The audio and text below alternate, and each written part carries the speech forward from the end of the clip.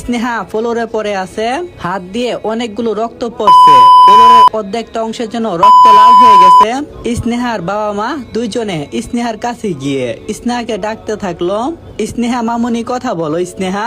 কিন্তু স্নেহার কোনো জ্ঞান নেই। রুদ্র স্নেহাকে ধরতে যাবে, ঠিক তখনই তুই আমার মেয়ের কাছে আসবি না, তোর জন্য আজ আমার মেয়ের এই অবস্থা, আমি তোকে ছাড়বো না। রুদ্র বলল, কে কাকে ছাড়বে না, ধরে রাখবে, তারপরে দেখা যাবে, আগে ওর জান বাঁচুক। এই কথাটি বলে রুদ্র স্নেহাকে কুলে নিয়ে বের হয়ে গেল।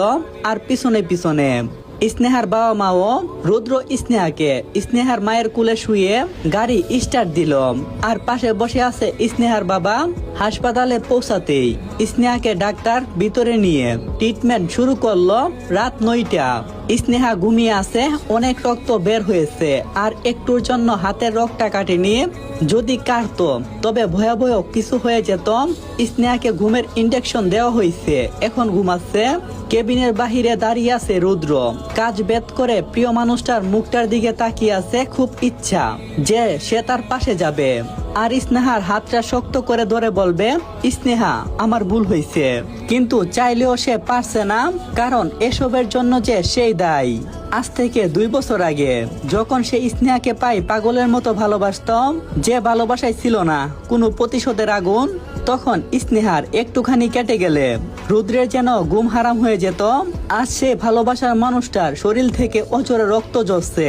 সে তো রক্ত জড়িয়ে কোনো প্রতিশোধ নিতে চায়নি, সে তো চেয়েছে অন্তর থেকে অন্তরের প্রতিশোধ নিতে। তাহলে সে এটা কেন করলো? আজ যদি স্নেহার কোনো কিছু হয়ে যেত, শারীরিক যন্ত্রণায় কষ্ট পাচ্ছে, ভালোবাসার মানুষটার কষ্ট সে নিজের চোখে দেখছে, কিন্তু কিছু করতে পারছে না। রুদ্রের অজান্তে তার চোখ দিয়ে দুপুটু পানি গড়িয়ে পড়ল। আজ অনেক দিন পর রুদ্র কাঁদলো। 2 বছর হাজারবার কাঁদার চেষ্টা করেও কাঁদতে পারেনি, তবে আজকে না চাইতেই সে কেঁদে ফেলল।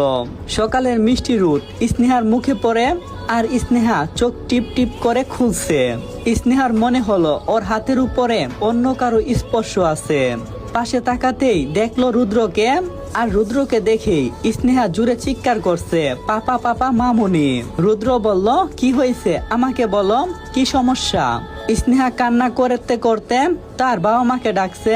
রুদ্র বলল, প্লিজ স্নেহা আমাকে বলো কি হয়েছে। রুদ্রের কথার কোনো উত্তর দিচ্ছে না স্নেহা। স্নেহার চিৎকার শুনে স্নেহার বাবা মা নাচ সবাই হাজির। স্নেহার বাবা বলল, কি হয়েছে মামুনি, কি হয়েছে? স্নেহা বলল, পাপা এই লোকটা, আমাকে বাঁচাও পাপা, এই লোকটাকে যেতে বলো প্লিজ পাপা।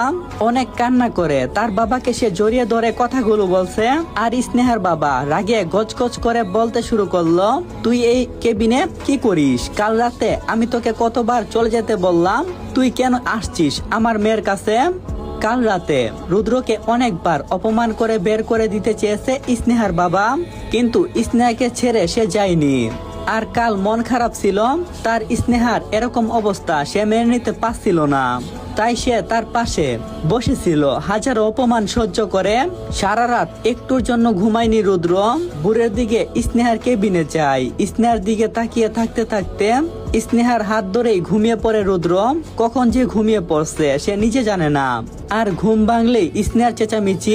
রুদ্র তখন বলল, আপনার মেয়ে মানে? কাল রাতে আপনাকে কিছু বলিনি, কারণ স্নেহা অসুস্থ ছিল। আমি বুঝতে পেরেছিলাম বাবা হিসাবে আপনার মন মিজাজ কতটা খারাপ ছিল, আর একই অবস্থা ছিল আমারও। তাই আপনার সব অপমান মুখ বুঝে আমি মেনে নিয়েছি, কিন্তু ভাববেন না আপনি আমার সাথে যা ইচ্ছা তা করবেন, আর আমি মুখ বুঝে তা সহ্য করব। কাল মিডিয়ার সামনে আপনি নিজের মুখে স্বীকার করছেন, স্নেহা আমার বিয়ে করা বউ।